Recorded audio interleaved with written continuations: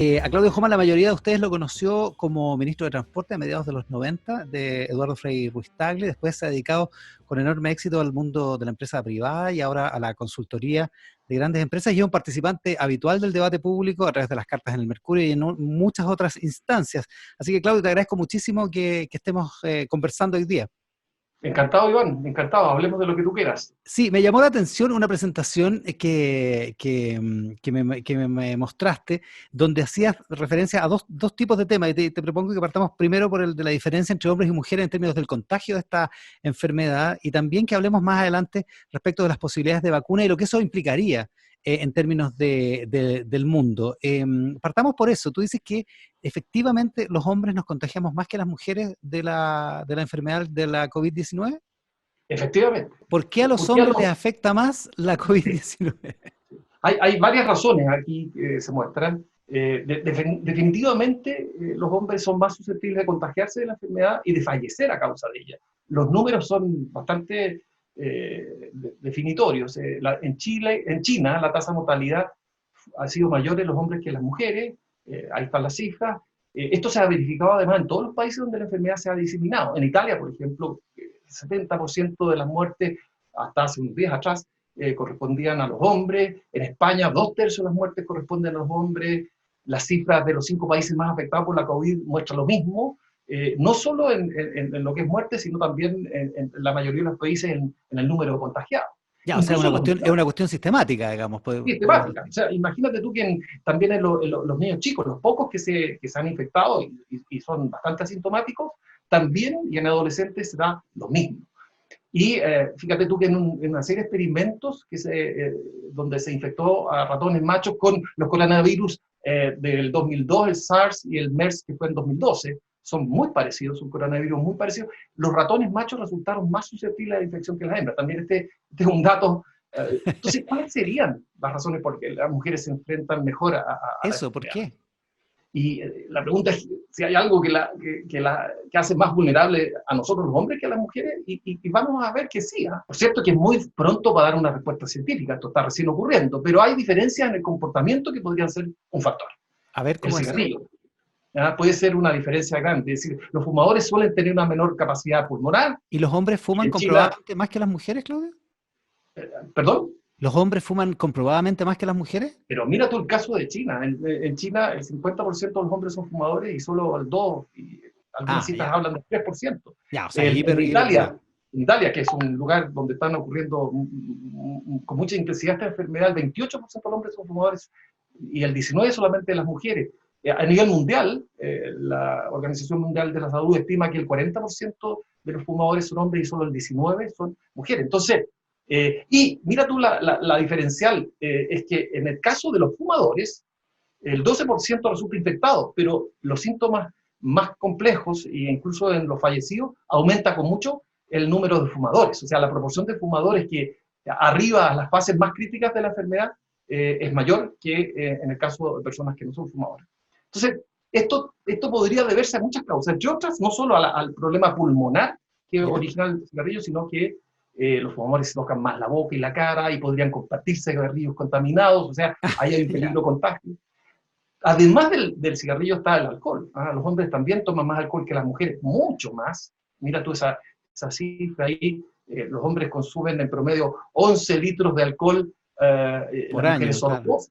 Es casi 6 veces, 5 veces y media, más veces los hombres consumiendo alcohol que las mujeres. Espérate, ¿y el alcohol cuál es la incidencia que tiene? El alcohol tiene la incidencia de generar una serie de cuestiones relacionadas con la salud, entre ellas el hígado, las Ah, defensas. perfecto, ya. El alcohol también genera condiciones prevalentes para que se desarrolle una infección en un Ya, ser humano diferenciales. Y por en eso, este por caso eso también sería el hombre relevante, claro. resulta afectado. Claro, Luego por eso. está el tema de que los hombres, nosotros nos lavamos menos las manos, usamos menos jabón, estamos menos dispuestos en general a cumplir la recomendación higiénica. Eso es cultural. Las mujeres son mucho mejores en eso. También consultamos menos a los doctores que las mujeres. Las mujeres ante cualquier síntoma suelen estar más predispuestas a consultar al doctor. Los hombres mucho menos, algunos son muy renuentes a hacerlo. Las condiciones de salud preexistentes que favorecen la aparición, por ejemplo, de este contagio también son más prevalentes en hombres que en mujeres.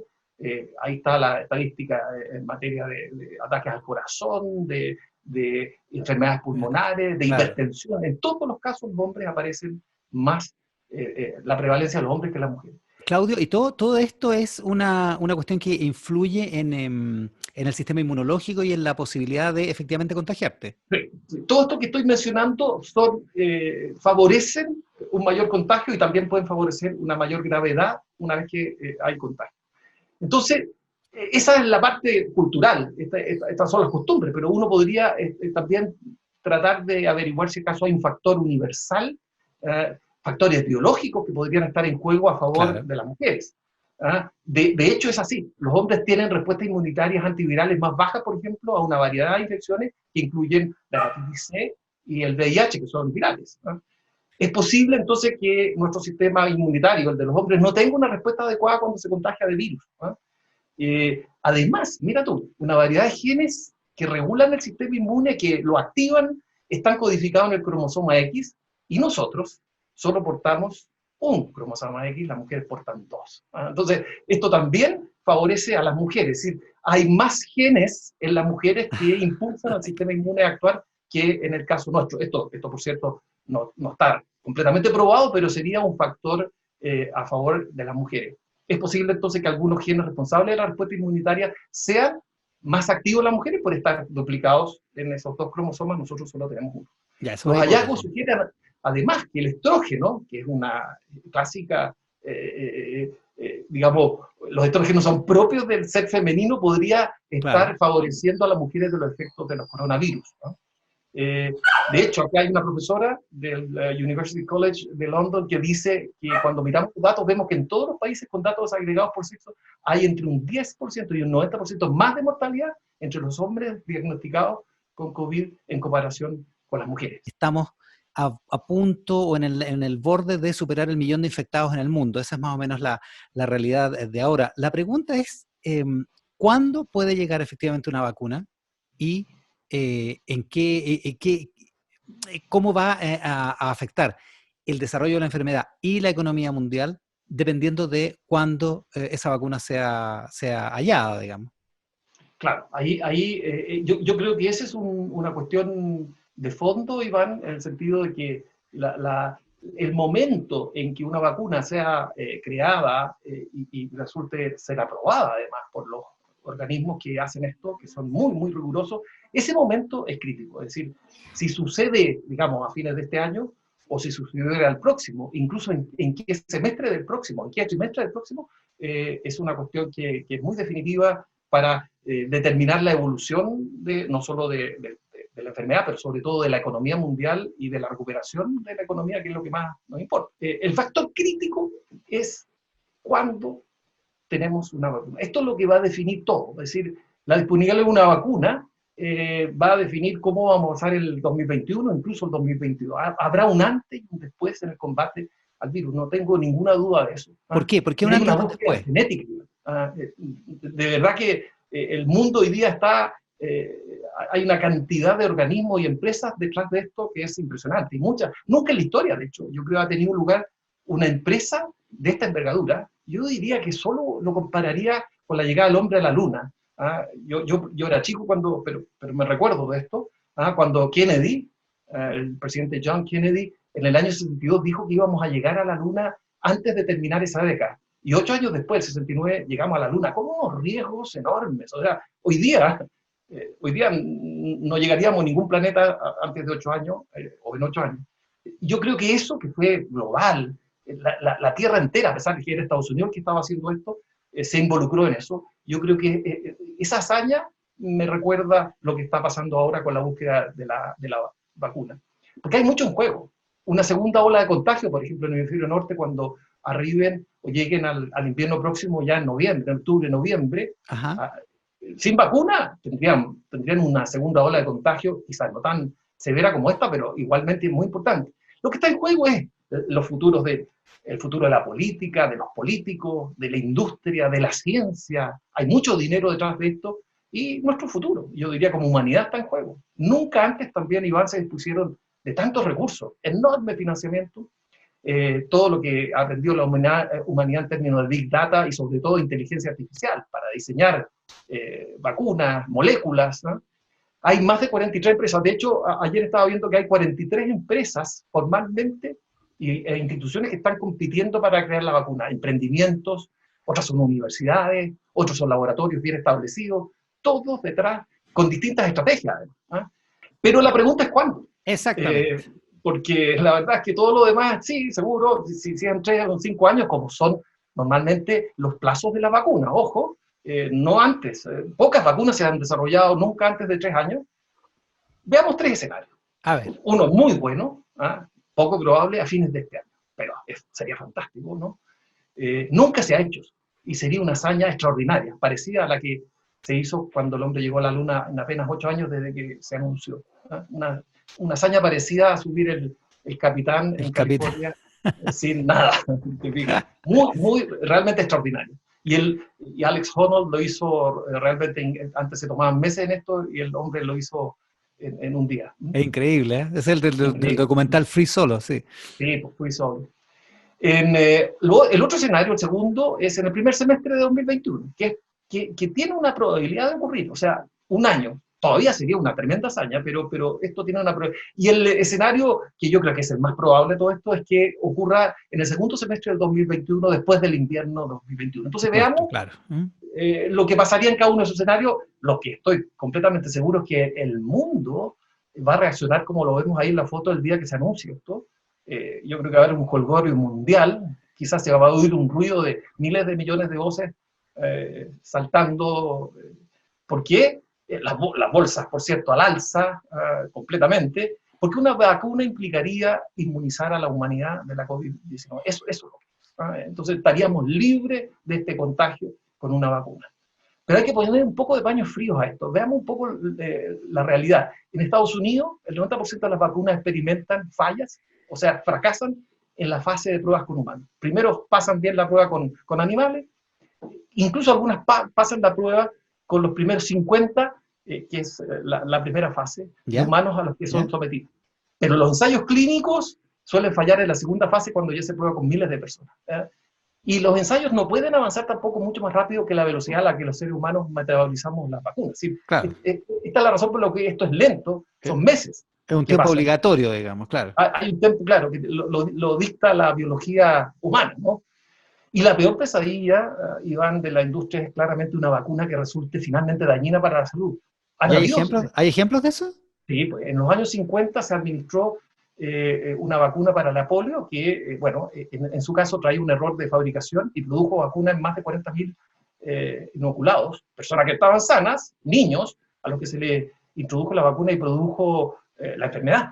Cuando en vez de inmunizarlos, se enfermaron, claro. Se enfermaron. Estos errores, ese fue un error de producción, no fue un error de la vacuna, pero la industria no se va a tomar ningún riesgo en esta materia. De hecho, el criterio acá es que la vacuna que se va a vender y se va a comercializar no tenga la más mínima posibilidad de enfermar a una persona. Entonces también en esto se gasta tiempo, ¿no?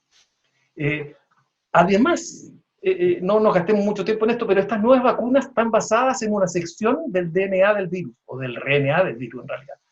Nunca han sido aprobadas este tipo de vacunas en ser humano. Sería la primera vez en la historia de las vacunas que se aprueben. Porque las vacunas que nos ponen de la influenza, yo me la acabo de poner la semana antepasada, ¿ya? Es una vacuna de un virus, del mismo virus de la influenza, pero aminorado su efecto. Es un virus pasivo. Logran hacer que no sea tan agresivo, pero que sí sea capaz de generar una respuesta inmunitaria en mi cuerpo. Esas son las vacunas que claro, se han aprobado ahora para... Pero es el mismo virus, digamos. Claro, en cambio, esta es una vacuna de una sección del DNA del virus o del RNA del virus, que lo que genera es una respuesta inmunitaria parecida. Ahora, la ventaja de esto es que esto se hace muy rápidamente. Aminorar la capacidad de un virus es lento, toma harto tiempo. Acá no, acá esto se produce ya no en el laboratorio, sino que en los computadores, una sección de ese virus se aprueba rápidamente y la puedes empezar a probar. Pero esto nunca ha sido aprobado, por ejemplo, por la Organización Mundial de la Salud o por el organismo respectivo de salud en Estados Unidos, que son muy severos en esta materia. Hay en desarrollo un prototipo de esto, y varios, de hecho, por una empresa que se llama Moderna en California, que generó el prototipo en 63 días. Esto es algo increíble. O sea, ya supieron de la enfermedad. En enero, los chinos lo que hicieron fue decodificar el genoma del virus, y Moderna en 63 días generó una sección de ese virus para poder hacer reaccionar al sistema inmune de los hombres. Y de hecho, ya inició el 16 de marzo, hace nada, la fase 1 en 48 personas. Ahí está la primera persona a la que se le inyectó la vacuna experimental basada en esta estrategia. Y no es solo esta empresa, son muchas otras las que están intentando esto mismo. ¿Claudio? Y lo que dice ahí el doctor Fauci, no sé si estás familiarizado con este señor, que es todo un personaje en Estados Unidos en este momento, claro. Es el director del Instituto Nacional de Alergia e Enfermedades Infecciosas, da todos los días una conferencia, acompaña a Trump, al presidente Trump, y habla con mucha propiedad. Él dijo que este era un récord mundial, nunca se había avanzado tan rápido con el desarrollo de una vacuna, y por lo tanto a uno le hace albergar alguna esperanza de que esta rapidez dé con una vacuna no solo el próximo año, sino que incluso a fines de este año. Veamos finalmente qué efectos diferenciales produce cada escenario. Si se descubriera esta vacuna a fines de 2020, el hemisferio norte no experimentaría, no por lo menos de una manera tan severa, una segunda ola de contagio. El comercio mundial se recuperaría durante el 2021. También probablemente el turismo mundial, no con el mismo grado de concentración como vemos en esa playa, pero ya. Pero algo más, claro. Iríamos ahí, con una vacuna iríamos a España y a Italia probablemente, por razones de trabajo y también por razones quizás hasta de turismo, y volverían los grandes eventos, la liga de los grandes equipos de Europa, y yo diría un regreso entonces a la normalidad, a una nueva normalidad, quizás no la misma que hemos tenido, de hecho no será la misma. El escenario 2, que es que se descubre una vacuna en el primer semestre, implicaría que el hemisferio norte no pudo evitar una segunda ola de contagio en su invierno desde diciembre de 2020 a marzo de 2021. No lo pudo evitar, y eso significa que la economía internacional sigue muy resentida, el comercio internacional resentido, porque es el hemisferio norte el que sigue resentido. Se mantendría entonces deprimido el comercio internacional, con exportaciones que serían muy afectadas todavía, yo creo, y grandes eventos que no volverían a la normalidad, quizás jugándose solo sin público, todo lo cual haría que por lo menos ese primer semestre fuera todavía bastante duro, ¿no? El hemisferio sur, sin embargo, podría evitar esa segunda ola de contagio, porque si esa vacuna, por ejemplo, se descubre en marzo o abril del próximo año, nuestro invierno sería un invierno ya sin la amenaza de los contagios de la COVID-19, ¿no? Que cae justo para nosotros. Claro. El escenario 3 es cuando se descubre una vacuna en el segundo semestre de 2021. Este es el escenario malo. Aquí el contagio se mantendría durante casi todo 2021. Seguiríamos con un 2021 muy complicado, más allá de que vamos a ir aprendiendo mucho más de este virus, pero seguiríamos con distanciamiento social, con cierres en algunos casos, con focos en algunos países. Muy complicado todo eso. Nuestro pronóstico, ¿cuál es finalmente, Iván? Es que la ocurrencia del escenario 2, es decir, de una vacuna en el primer semestre de 2021, ahorrándonos nosotros una segunda ola de contagios en el invierno 2021, es el que me parece que sería el escenario más probable, y entonces nos quitaríamos, por así decirlo, la mascarilla, sobre todo nosotros acá en el hemisferio sur, pero también en el hemisferio norte, y no descarto, puede ser esto un deseo, la ocurrencia del escenario 1, es decir, que la vacuna se produzca a fines del 2020 y de hecho haya una vacuna disponible con millones de dosis disponibles ya elaboradas. Es algo que se está decidiendo hacer, de hecho, en el hemisferio norte, en Estados Unidos, en otros países, de manera que podamos enfrentar ese mejor año 2021 que estamos proyectando. Esto es mucho menos probable, pero yo no lo estaría descartando. Y en estos dos escenarios, recalco que la economía chilena podría evitar una prolongada recesión, por ejemplo, una que se prolongue incluso más allá de 2021, y sería es decir, tampoco todo es tan malo como de repente nos está pareciendo. Y todos estamos apretando los dedos y las manos para que se produzca el mejor escenario posible. Oye, Claudio, te agradezco muchísimo que nos hayamos conectado. Además, geniales los PowerPoint y el análisis de las posibilidades de la vacuna, y además la demostración una vez más empírica de que las mujeres son tanto más poderosas que los hombres en muchas cosas, ¿no? Sí, y está muy bien que así sea. Te agradezco, Iván. Cuando quieras volvemos a repetir estas sesiones, porque la cosa es muy evolutiva, muy dinámica, vienen nuevos datos. Yo creo que probablemente en un mes más o 2 meses más vamos a estar viendo incluso nuevos datos actualizados de cómo están progresando las vacunas en el mundo. Quedamos comprometidos a conversar de nuevo. Muchas gracias, Claudio.